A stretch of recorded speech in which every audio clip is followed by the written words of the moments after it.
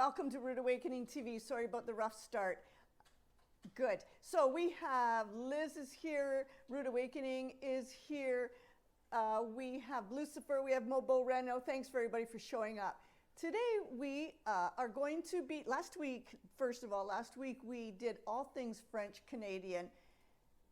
We did a tortilla pie, we did some butter tarts, and we did a French Canadian cocktail. But today we're going back to our series Straight to the Source, and we are going to, good, you're here for the amazing food. Today is amazing food. We are going back to our Straight to the Source series, and we're going to be touring Three Forks Farm. Now, Three Forks Farm is owned by Alicia and Jared Chinnick, and they are located here. Let me get the address, 345 Connie Road in Bobcaygeon. So it's a local farm that is well known by everyone for their amazing pork products, chicken, turkey, and now lamb.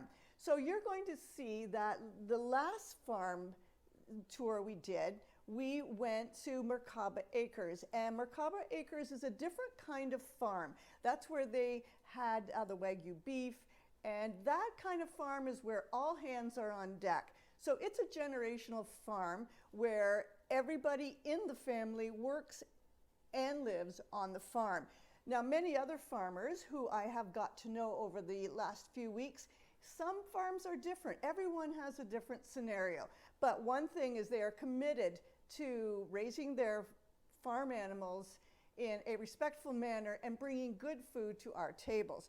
So today I'm making a bacon bourbon cocktail. Now, at first I thought, let me see what this is all about. It is a delicious cocktail that's made with an infused syrup. What you do is you cook up 2 pieces of bacon in a small saucepan. So I took 2 slices of lean bacon, and that's what you can get at Three Forks Farm.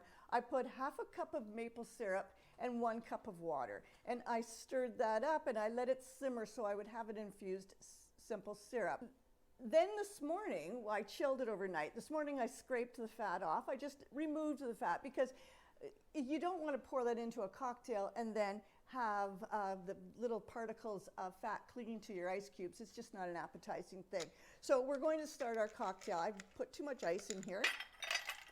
And we're going to fill our glasses. Now you're going to see that my oven has a couple loaves of bread. That's nothing to do with today's stream. That's just me cooking. So we're going to put some ice in our cocktail glasses, and we're going to leave some in the cocktail shaker. We are going to put 2 ounces of bourbon. I'm going to go a little light. We made one yesterday, and I found it a bit much. I would prefer, I do find bourbon pretty powerful. I'm actually going to do 1 ounce, so that's a ½ ounce each drink. Yeah, that's probably good. Yeah, is that what? Yeah, greasy ice cubes, not recommended. Well, I think the common sense thing would be to remove the fat off of that. So there, now I'm going to put in 1 ounce of this infused syrup. We have so much to cover today that I'm going to depend on Tom to keep up with. I'm going to put 3 spoonfuls. If I pour it into that, it's just going to create a stickiness that I don't want. So I put about 3 teaspoons. I think that would be, it's never too early. And so what I have in there is 1 ounce of bourbon, 1 ounce probably of the infused syrup, and then I'm going to put in some iced tea. It doesn't matter if it's sweetened or not. We prefer the sweetened because I don't know, that's just me. I like a sweet drink. And then I am going to put some orange juice into it. You could even put a little bit of zest into it. So in the oven right now, I have 2 loaves of, I have 2 loaves, I don't think you can though, 2 loaves of bread, potato bread, and that's just for our own use this week. Potato bread is a no-brainer. It's so easy. If you could skim the fat off. That's what I did overnight. Okay, so I'm putting some fresh squeezed orange juice. I did skim it off overnight. So like I was saying about the potato bread, starch from the potato water, even if you're making regular bread, it really clings to yeast and you'll get a nice loaf of bread with that. So we're going to stir this up a bit. And watch today. I'm going to leave the cap on.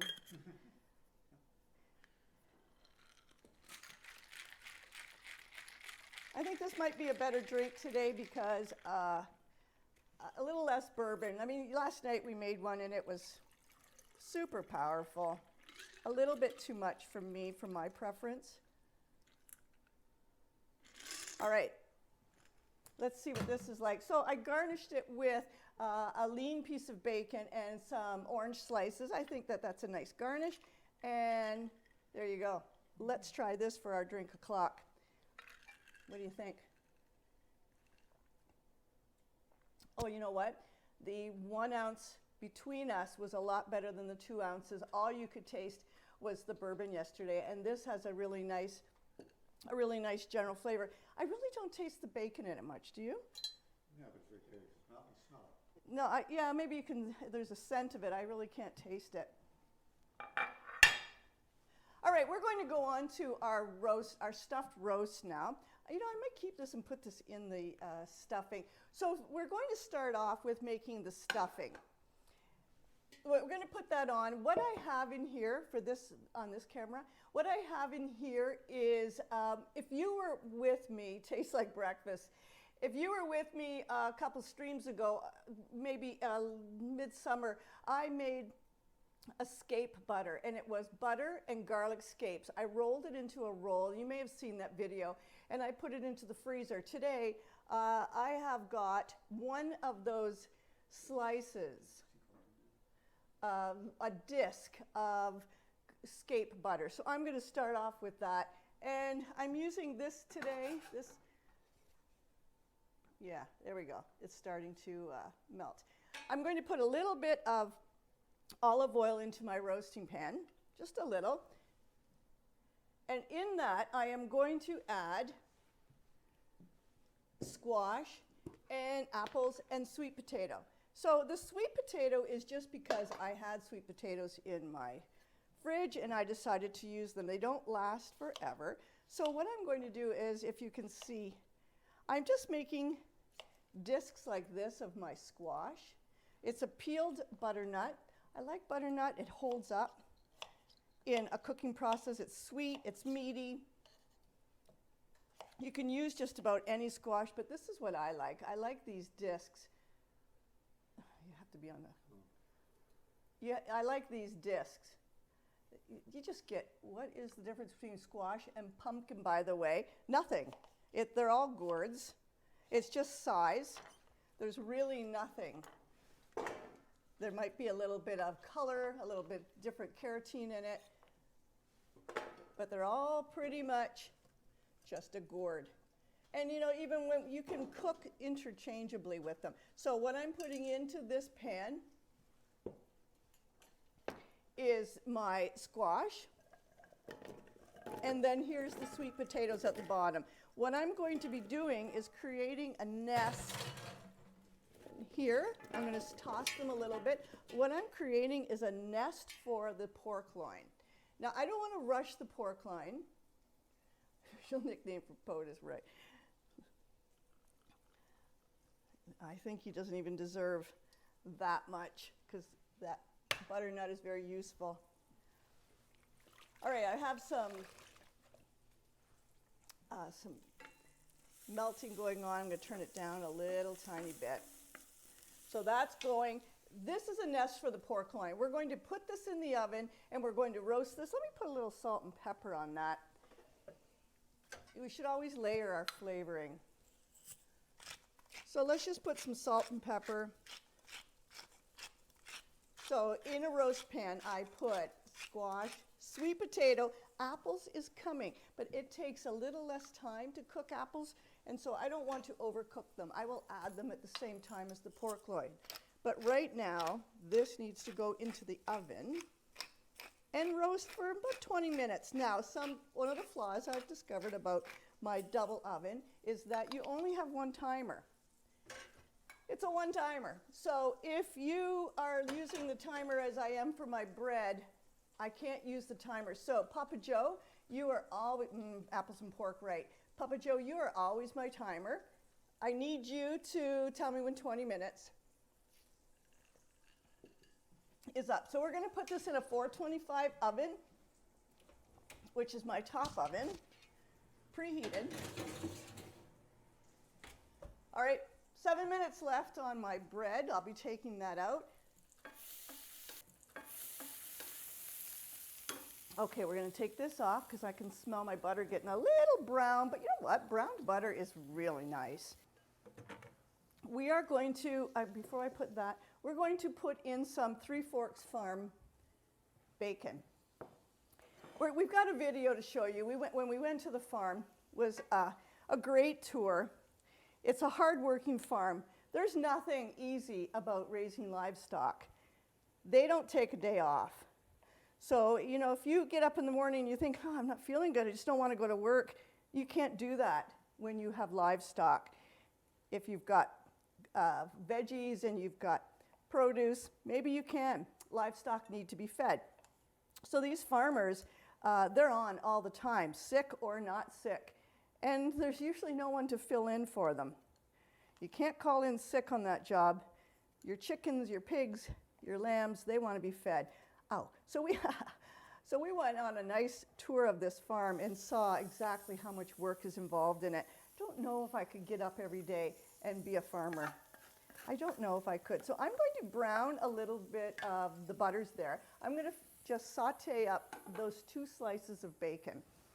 Now I think I could have even sliced them finer because they're going into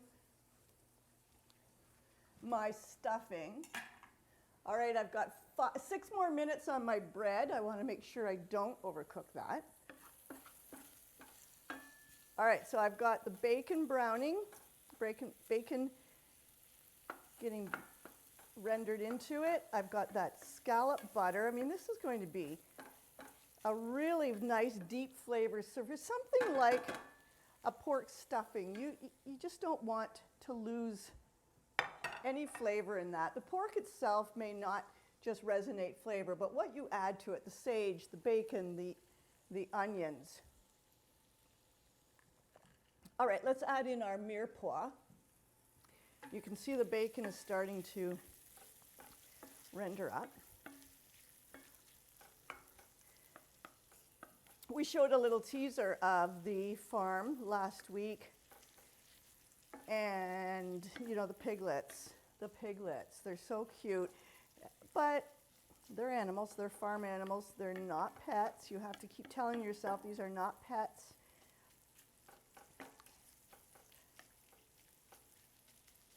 All right, you can see that it's browning. I've turned it down a bit. I'm going to try and turn it up.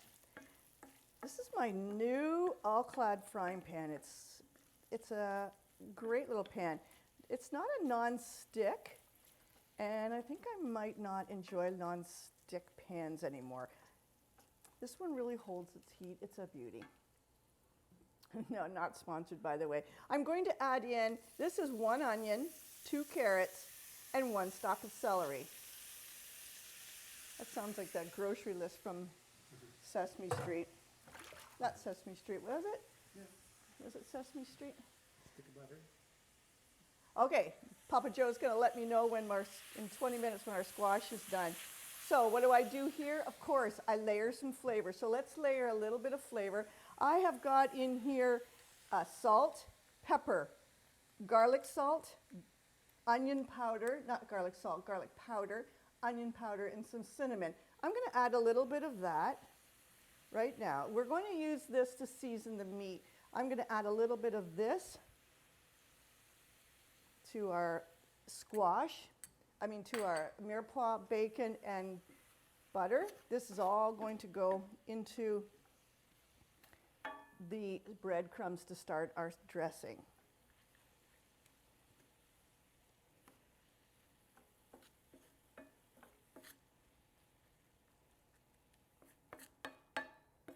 So while we're waiting for this to cook up a bit, I do want to bring to your attention something that's going to be happening on November 13th at a kitchen store in Amherstburg, Ontario. It is going to be a live cooking class that you can attend if you're in that area, and it will be starting at 11, and we will be making a traditional Christmas pudding with a bourbon sauce, a rum sauce. And it's a live cooking class, but here's the fun part, is if you are on my stream, you're going to be brought into that cooking class. So I'm going to have my studio audience there, and I'm going to have my virtual audience right there with me. So you'll meet them, they'll meet you, and we'll be streaming the whole class together. That's November 13th. Mark it on your calendar right now. If you're in the area, contact Whitewoods Home. Esther Reum is the owner, and she'll set you up with a ticket. And with that ticket, you get a Mason Cash bowl, lovely, and you get all of the spices and the fruits to make your first pudding.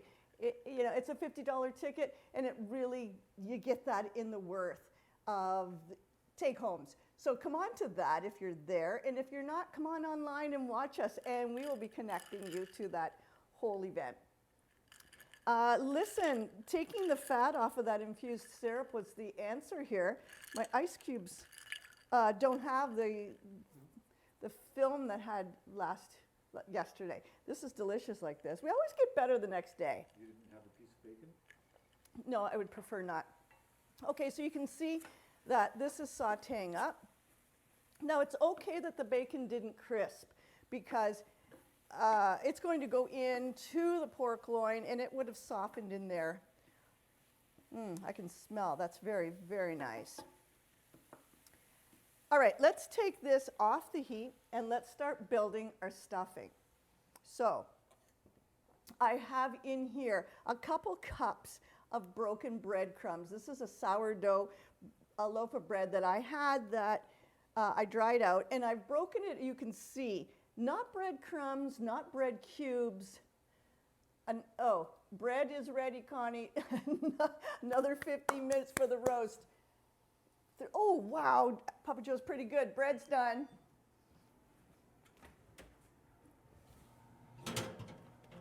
All right, let's take you over to this bread. This is a potato bread. I'm just going to put it on our cooling rack. Smells great in here. I'm going to take that one out. And take the second one out. It's the potato. There's mashed potatoes in it, and there's potato water. So, you get flavor, and you get that starch that makes the yeast grow. That's not our thing today, but it's something that's going on in the kitchen. So I have the breadcrumbs broken, and to that I'm going to add the mirepoix, the garlic butter, the escape butter, and that sauteed bacon. Smells delicious. It's going to be a very fine grain and fine tasting stuffing. So into that, now I have to just go, I want to make sure, if you go to my recipe, you'll see the recipe card is up there. It looks like it's a really mixed up, complicated. It's not. It just has a lot of ingredients, but these are all ingredients that most likely you would have. So into the stuffing, I am going to put some fresh sage.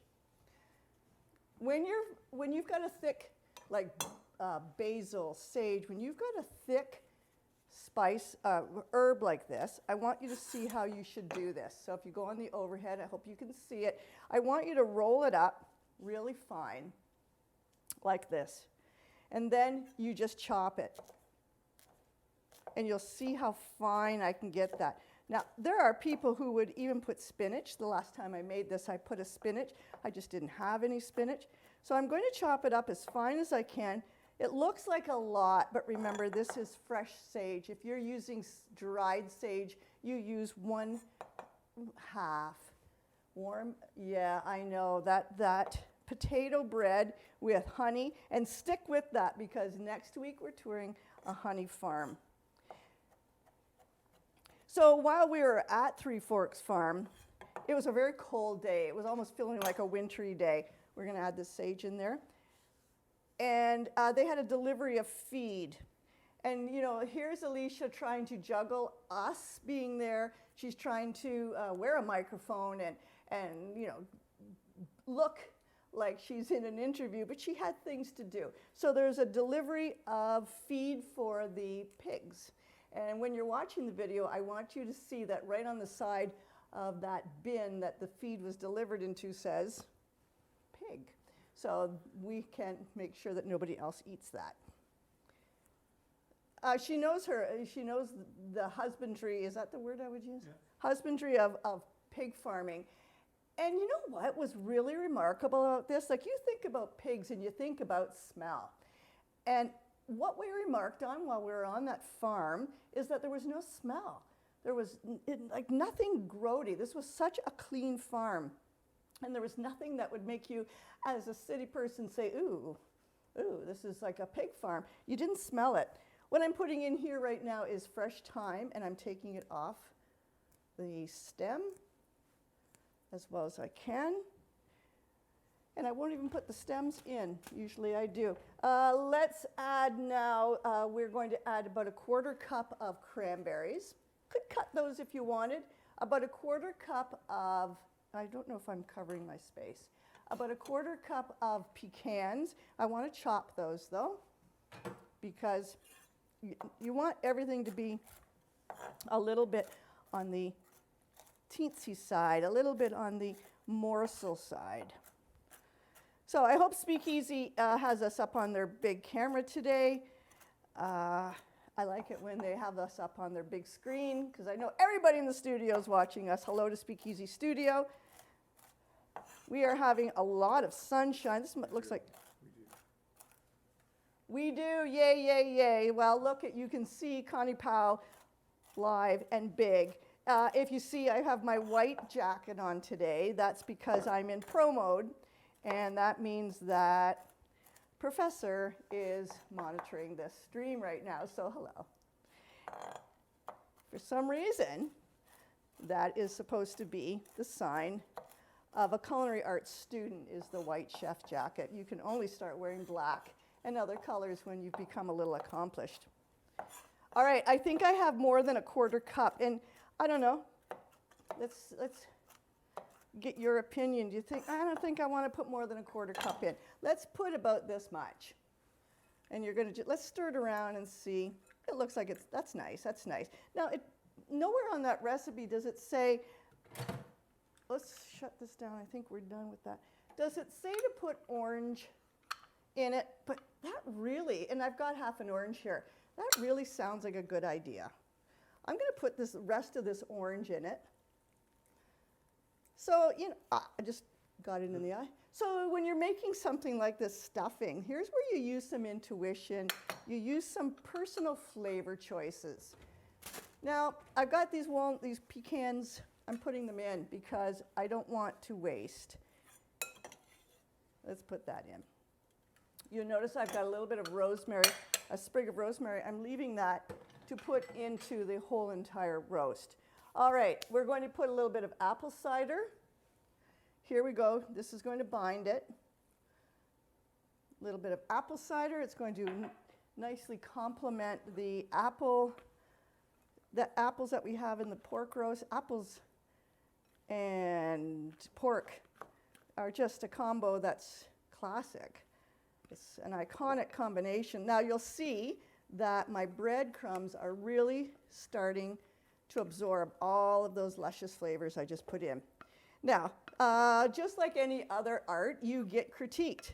And my critique and my notes taken were that I use the word delicious too much. So I'm really trying to avoid the word delicious.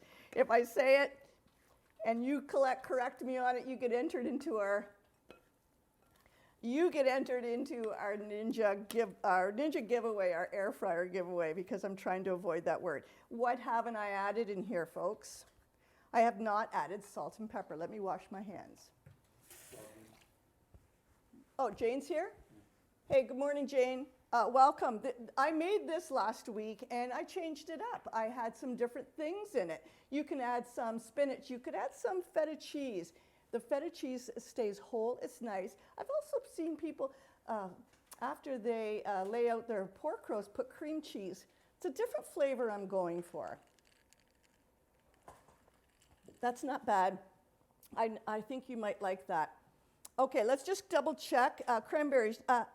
Olive oil, I'm not going to put olive oil in mine because I put in that extra butter with the escapes. I think that's enough fat in this.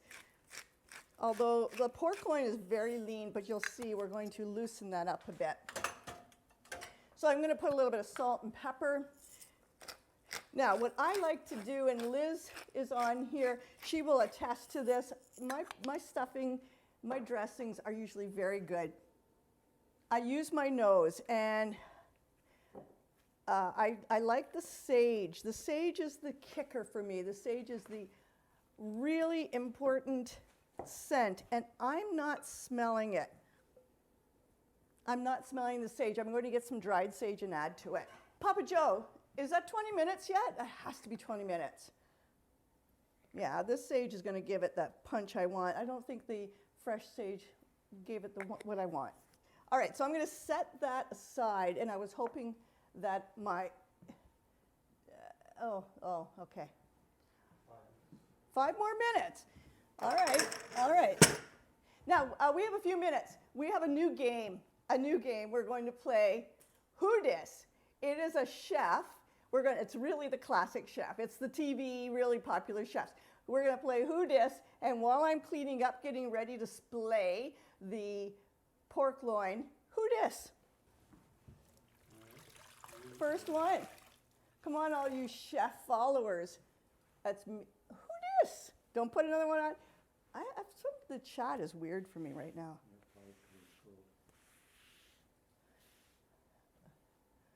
Okay, 3 more minutes now. All right.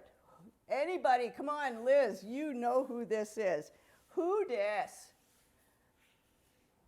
If you are a follower of any kind of cooking show, you know this guy.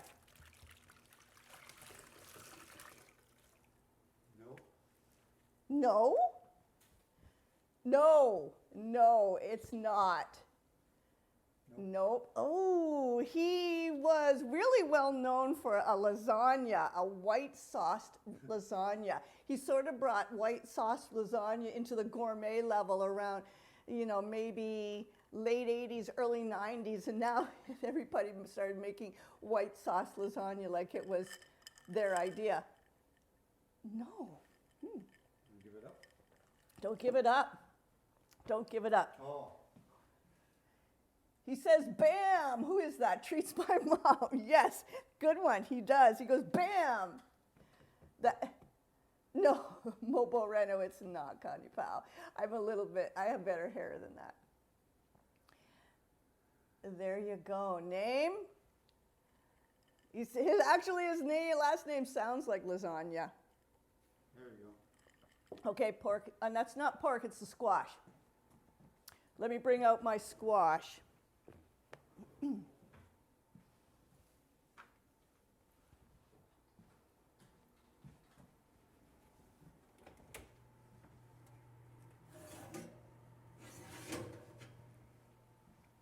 All right, so here we have, this is what we have that just came out of the oven. We have squash and sweet potatoes with an olive oil drizzle and some salt and pepper. And then we're going to set that aside. All right, let's get out the roast from Three Forks Farm. So what you do is you go online. If you go onto the website that's above my head, 2 winners today. Emerald. Who got that? Treats my mom. Yoo-hoo! She's always... Your last name. That's okay. Look, yay. Who got Papa Joe? Yay. Good for you. Well, we've got a whole series of them, and they're that easy. So if you go onto this website above my head, and you see Three Forks Farm, they have made their order online process seamless.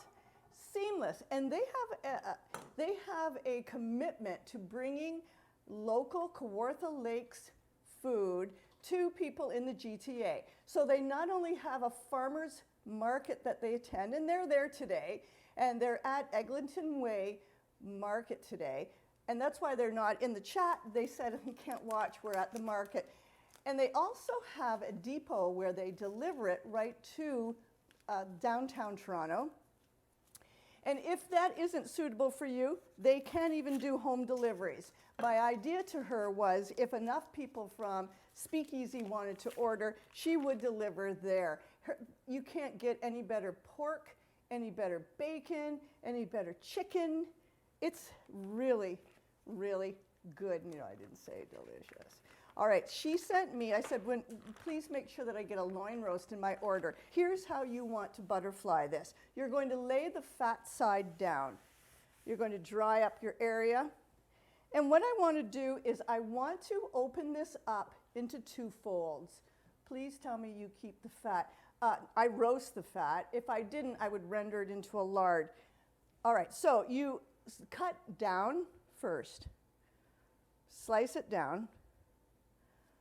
There's a little, that's fresh because that's a little pork hair. So you slice down into it.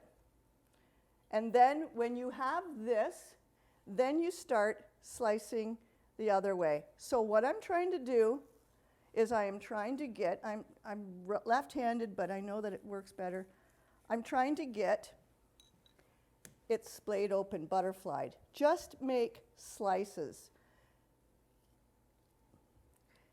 Now, I don't know if you have a difficult time with me being left-handed because some people watch me doing things and they say, ooh, it all looks backwards.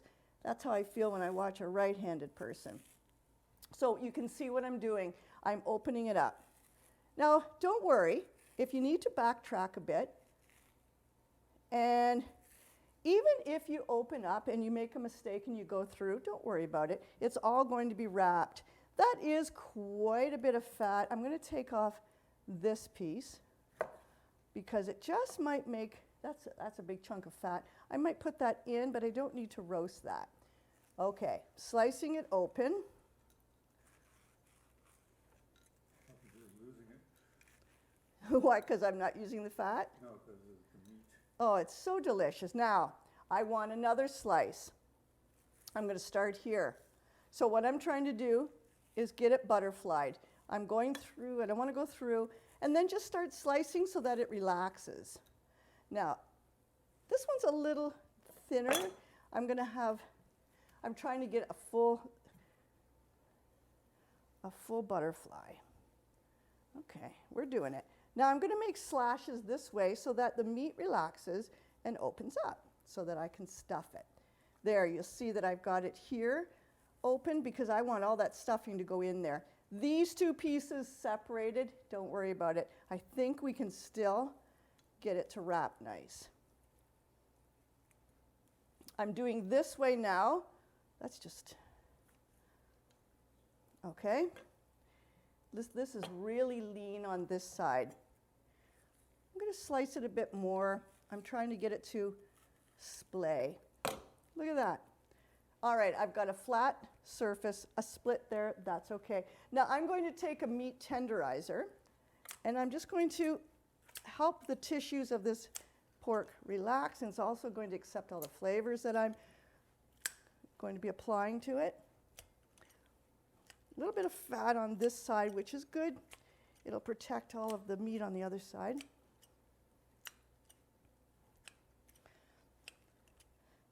Let's go on to this. Oh yeah, this is really nice over here. And you can just feel when you do this, when you put, this is just little spears that come out. It's just a tenderizer. Now this is going to be a little hard to roll. This isn't like the one I did the other day because this one has this fat on this side. So now I am going to dry it off, make sure it's dry. And onto that, I am going to put in this seasoning. This is salt, pepper, garlic powder, onion powder, and a little bit of cinnamon. I'm going to season the meat with this. And if I have too much, it's okay. I'll season the outside of it. So I'll let that relax a bit and take all of those seasonings. And now the next thing I'm going to do is I'm going to start putting the stuffing in. Now, there's 2 ways you can do this after the stuffing goes in. You can wrap it in string, tie it in butcher string, or you can wrap it in bacon. I've chosen to do the bacon. I just don't like the string. I find it a little unappetizing. So you can see I'm pushing all of this stuffing as much as I can into it. If there's extra stuffing, and I think there shall be, you can just roast it in a little side dish. This one, there's a lot of stuffing here. And if I put too much, what's going to happen is all just going to pour out. So there we go. We've got it nicely flattened. I think I'm going to get rid of this. All right, here we go. I am going to now roll this like a roulade. And you can see what's helped is these slices that I made is making it easily rollable. Now, because of that split, so I'm getting a nice roll, get that fat to go back in. I'm going to lose some stuffing. Don't worry about that. Now, it's coming out of that one crease that I had. It's okay. We're going to use some bacon from 3 Forks. We're going to lay it this way because that's the way that's going to help me close that seam up. Okay, so I've done this. It's not going to go around it. That's okay. Let's use this as our base. All right. Take away some of this. Don't want to put that back into there because I think it had some pork juice on it. And then I'm going to wrap it up with another layer. This should hold everything in, plus it's going to season it. It's going to give it a really nice, juicy flavor. And that's all of the bacon I have.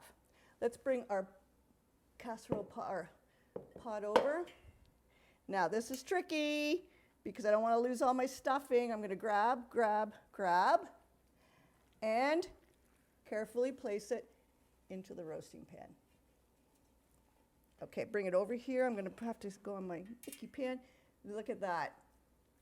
Now I want to make sure that all this bacon is wrapping. Let's push it down a bit. There. If you look at the side, I don't know if I can't get the camera in there enough. In the side, you can see the the wrapped meat and the stuffing inside. That's nice. That's nice. This was a very odd-shaped roast, so it's... Yeah. Now, I'm going to put this over here, and I'm going to, what do I add in? If you look at the recipe, this is where I add in some 4 quartered apples.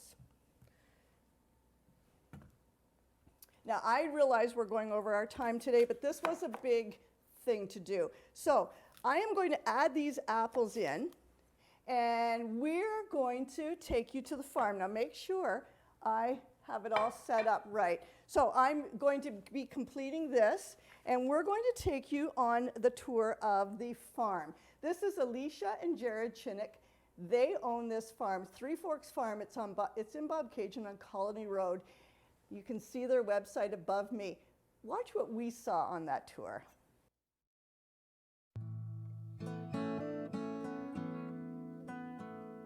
Hey everybody, welcome to our series, Straight to the Source. Today we're here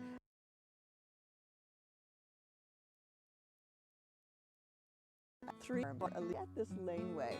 Come on, let's go.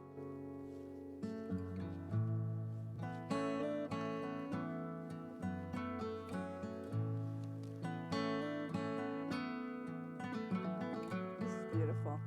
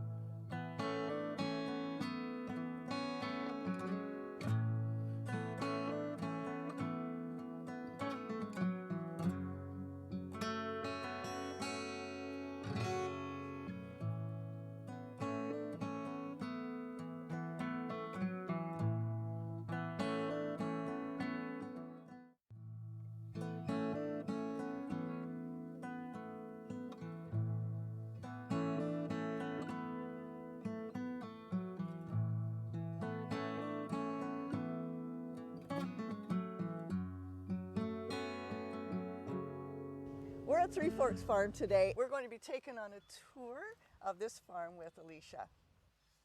So we noticed that when we were coming up the laneway, it's a beautiful canopy. And when I first met Jared, the thing he said that's what sold him on the farm. The laneway was definitely something special because you kind of came in and it was this private portal.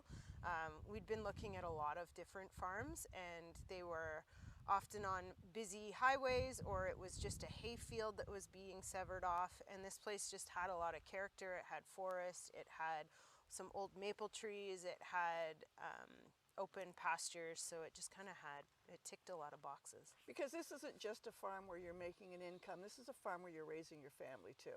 Yeah, we moved here with an infant, like a 4-month-old infant. So admittedly, my first observation of the farm was very sleep deprived. But yeah, something about this place just kind of stuck. So here's your mobile chicken hut. So do you move this around as well? Yeah, so these are our laying chickens.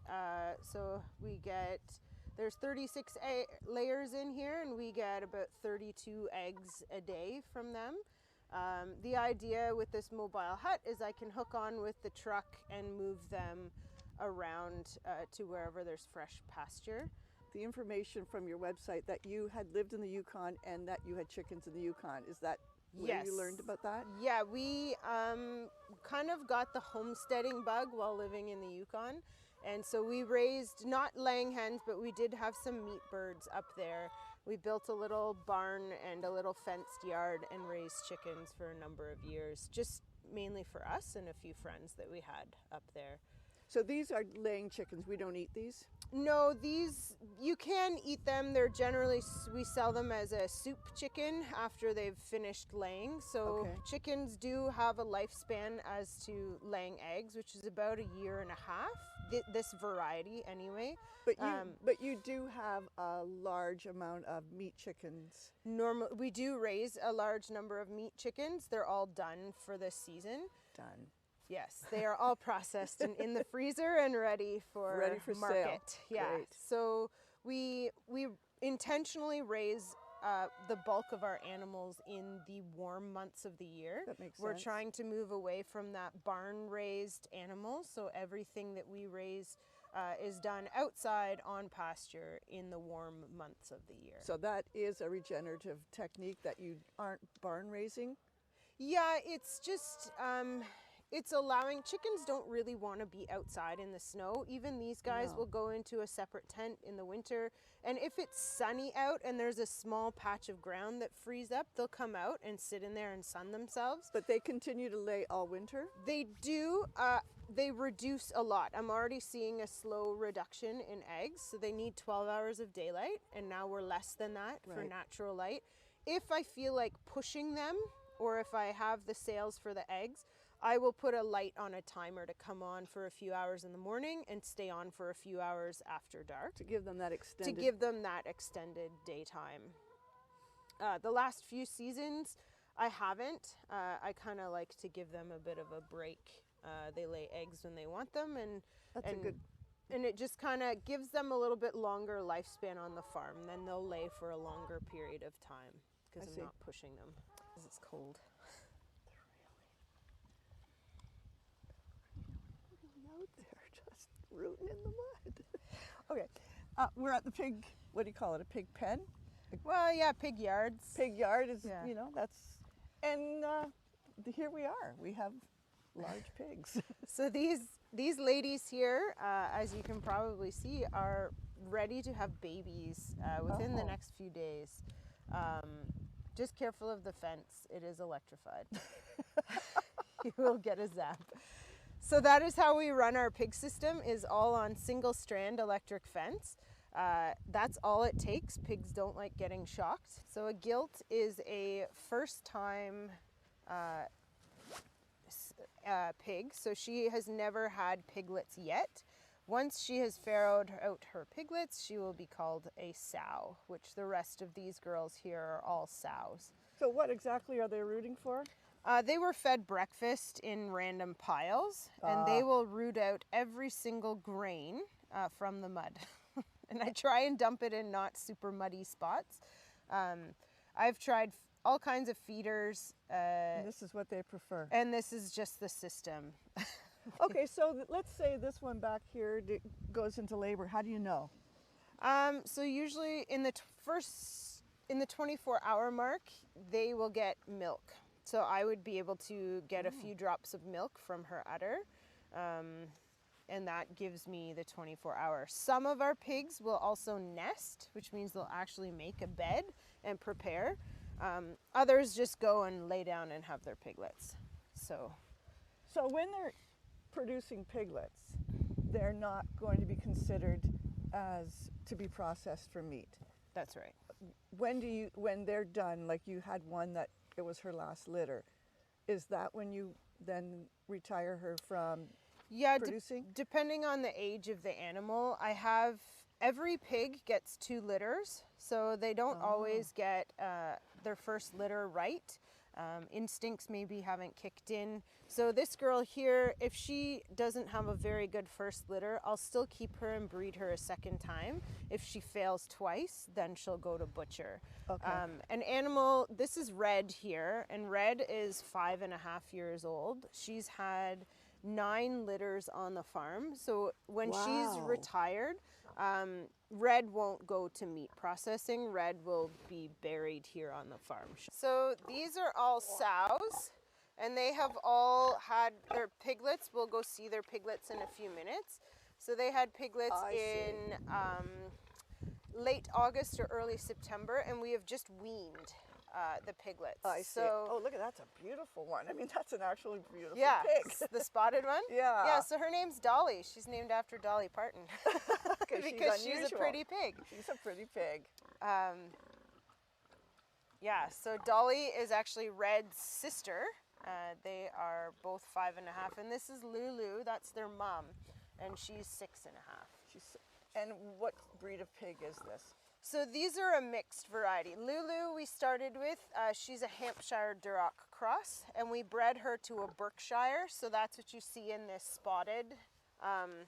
So Dolly and Red are half Berkshire, Duroc, Hampshire, and then you can see this is our boar over here. His name's Chuck Boris. So these girls are going to start to come into heat in the next few days, so he's going to patrol this fence and really want to get mate. in with the ladies.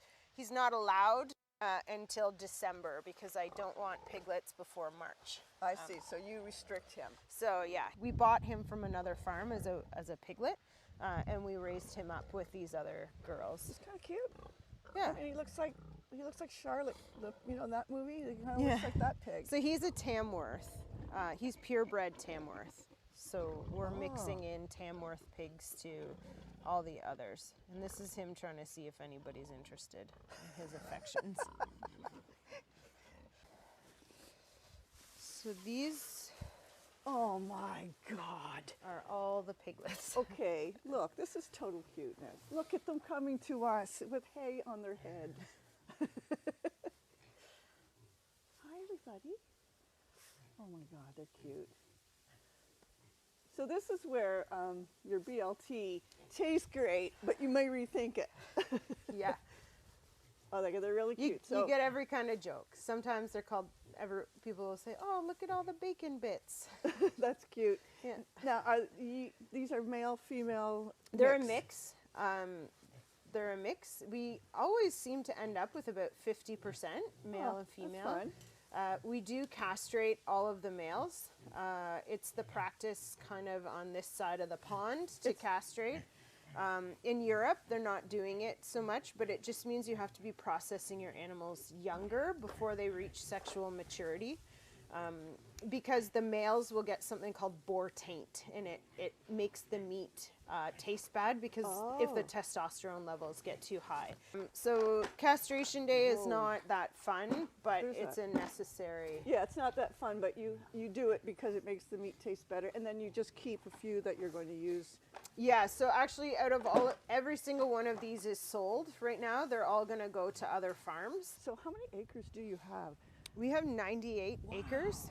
About 35 acres are open pasture land, and the rest is wetland or forested. Now you raise turkeys here too, didn't you? Yes, so That's- we raise chickens and turkeys, and behind the sheep, those green pastures you see is where all of our poultry production happens Okay. between May and September. But like you're saying, that's done because they're all processed and ready for sale. Yes, they are all sold already. They all go for Thanksgiving. So what do we do with the sheep? So the sheep are our newest enterprise here on the farm, and we're working hard to get the larger part of the farm fenced so that we can have them on a better rotational grazing, Right. which is part of the regenerative farming model. Right now we have 10 ewes in here plus 2 ewe lambs that were born on the farm this spring, and lurking in the back is our ram. His name's Gus Gus. He's not allowed to hang out with the ladies until mid-November because, again, we're looking for spring lambing. We're outside, we don't have a heated barn, so we want those lambs coming when the grass is coming on at its best and when the weather is warm enough that we don't really have to worry about them getting super cold. And again, these are processed for meat. Yes, these are a hair variety. You can see some funky hairdos because our girls didn't really shed out the way they were supposed to. We'll definitely be getting them a little trim in the spring to hopefully like reset and get them shedding out properly. Yeah, but for now, some of them just have some funny hairdos, and they're gonna. And how many do you have right now, did you say? There's 10 ewes, and then 2 of them are young ewe lambs, so they were just born in April. Okay. So they won't get bred this year. We're doing a delayed breeding program. We want to make sure that they are fully developed before we start stressing them with lambing. So the 2, we'll keep them separate from the ram. They'll probably live in a slightly separate section of a barn. So you sell at Bobcaygeon Farmers Market, but that's over. Yeah. You have a connection with Merkaba in that you send to Uxbridge. Yes. Or they go to Uxbridge and you send some of your product with them. Yeah. And then you sell at the Eglinton Farmers the Market? Eglinton Way Market at Eglinton and Avenue. Yeah, I have the exact address, and I think we're going to be posting that up on this Yeah. 125 Burnaby Boulevard. Yes. Okay, so then you take Merkaba's food, and you have that connection. Yeah, so on our website we have a shop button, and that will direct you to our local line storefront, and that also has our chicken, pork, lamb, and then some of Merkaba's beef. Okay. And we also have Kawartha Lakes honey on there as so well. if they went on your shop, they wanted to see something, they wanted to shop and buy something, you could deliver it to them at the Eglinton Way in the GTA. Yes, so this coming October 30th is the final Eglinton market Okay. of the season, but after that we continue once a month delivery on the last Sunday of every month through the winter to the Toronto area. So where is that pickup or that delivery? It's home delivery, or we have a hub pickup in East York at Okay. our friend's house. And all of that is listed. If you go on and look through the catalog and select, you can do hub pickup or delivery, and it will only give you the dates that, like, it's a pretty slick system. You go on there and it is. spoon feeds you through the ordering system. It is, so that's at threeforksfarm.com. .ca. Yeah. So you also have a farm store on the homestead, so people can, if they're local, because there's a lot of people who just want food throughout the winter. Is your farm store open all winter?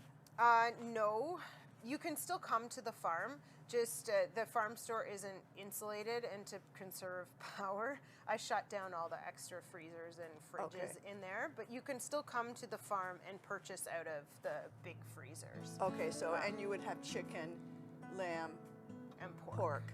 That's great. Yeah. Okay, well, thank you so much for being part of this today, and that takes us to the end of our video today.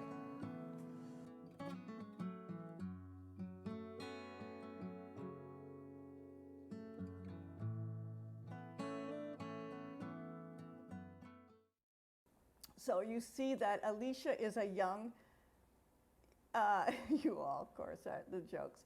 you see that Alicia is a very young farmer, and she has a young family. So not only, yes, the bread. I'll go to the bread for a minute. You take it out of the pans if you're baking it. If you don't, you're going to get a damp, moist side. You don't want that. So you'll see that Alicia is a young farmer, and her husband is on the farm, and he's working it, and he has external employment. There are times when Alicia has external employment, but she has 2 young children, and the after-school activities and the taking time for the kids. It's a busy farm. And you have to think about all these farmers. They welcome us onto their farm, and they don't have time for us, but they take that time. And it's not because they want to push sales. It's because they really want people to know what they do.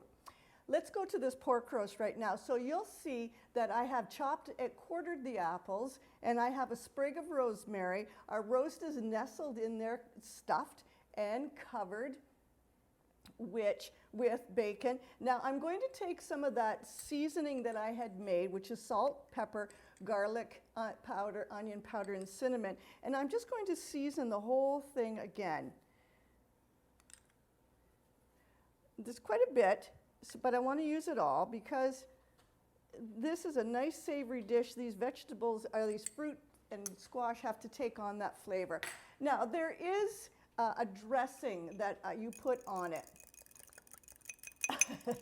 Everybody seems to have enjoyed the piglets and the lambs. It was a remarkable farm, and like I said, clean and operating. All those animals were so immeasurably healthy, and you saw large. And I just love the way Alicia calls them the ladies, because you just don't think of a pig as a lady. Now, this is olive oil, mustard, Dijon mustard, and some apple cider. I am going to pour a little bit of this on here, a little bit on the roast as well. I'm keeping about half. Mid-cook, I'm going to add it. So you need a thermometer, and what you're going to do is when this roast registers about 145 to 160 internally, that's when it's done. For now, we're going to get it into the oven. I'm going to put the lid on it, and we get it into a 425 oven.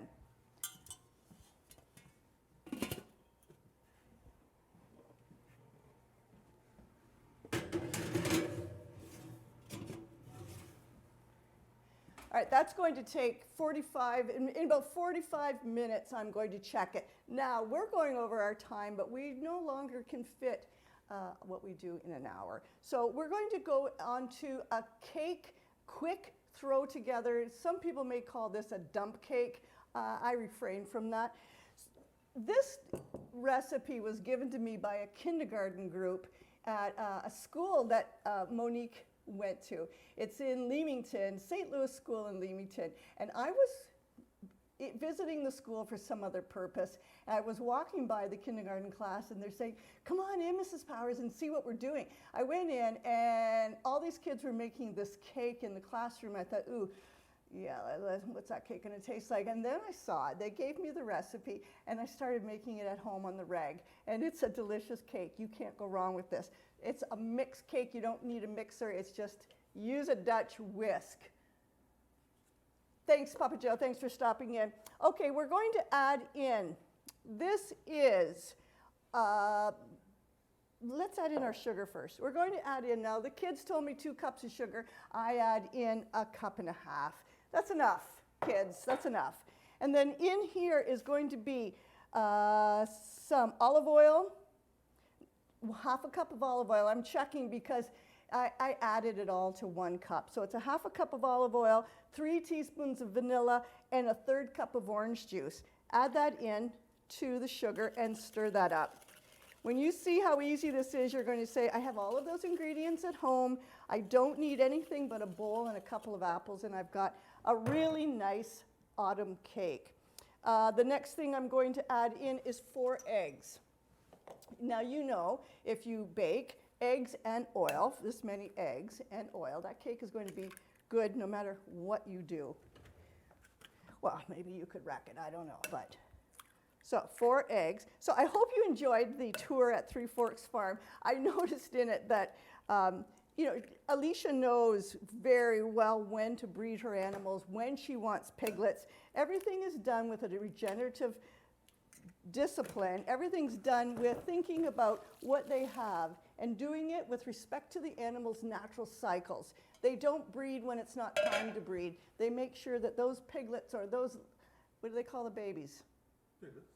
No, the baby lambs. Ewe lambs. The ewe lambs are born when they are going to be safe and not put out into the cold. They don't produce chickens because they don't want to have them crowded into a barn. It has to be natural pecking and natural feed. It's really neat to go to these farms where you know they're doing everything with the animals in mind. All right, I'm going to add in 2 cups of flour. Simple. I'm going to add in, let's see, I don't have I can give you this recipe on Instagram. I'll be putting it up. 3 teaspoons baking powder. There must be a little bit of salt. Yeah, 1/4 teaspoon salt. And in here is some nutmeg and cinnamon, as much as you want. I put in about a teaspoon, and then you mix that up, and you're starting to get, you're starting to get a mess. You're starting to get just an ordinary batter, cake batter that looks more like a nice little pound cake. So mix it up just so you don't have lumps. You don't want to overmix this. You certainly don't want to create gluten.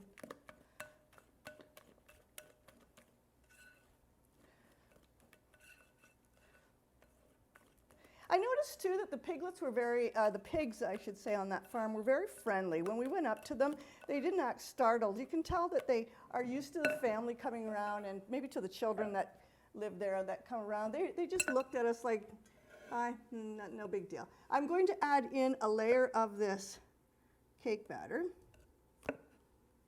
Move the pan. What I'm trying to do is distribute it on the bottom of the pan. The next step is the fun part. Okay, keep about half of your batter.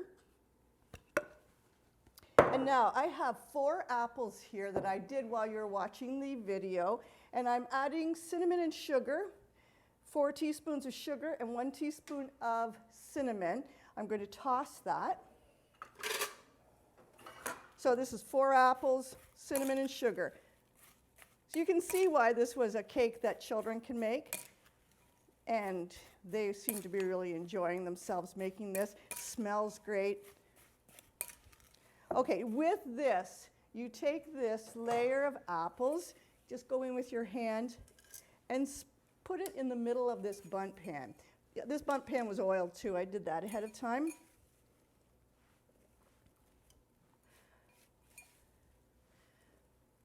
So if you'd like, go on the Three Forks Farm website, see how easy it is to order, and discuss it with Alicia herself, and she will tell you how she can get that food to you. All right, I've got those cinnamon-coated, sugar-coated apples on top, and this is where we end this. This cake is simple, it's easy, and it's delicious. I will get that recipe up this afternoon. And I'm just going to then finish it off, top it off with the leftover batter. Again, try and get it to cover your apples. Smells really nice. It's the vanilla in it, quite a bit of vanilla if you notice. That's where your flavor is coming in. This is a really fallish dessert. It's a good lunch cake. Okay.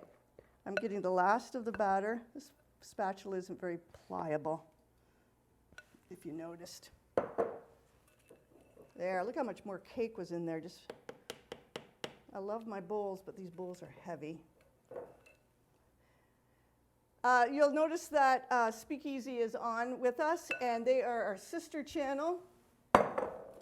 Speakeasy is my daughter. She streams many nights in the week, It's all changing right now, but Friday night Speakeasy Radio is a show you don't want to miss. It comes on about 9 o'clock on Speakeasy TV. Go watch what they do there. All right, so I'm going to put this, I've covered everything. I'm going to put this in a 350 oven for about an hour. Yesterday my cake was done about 50 minutes.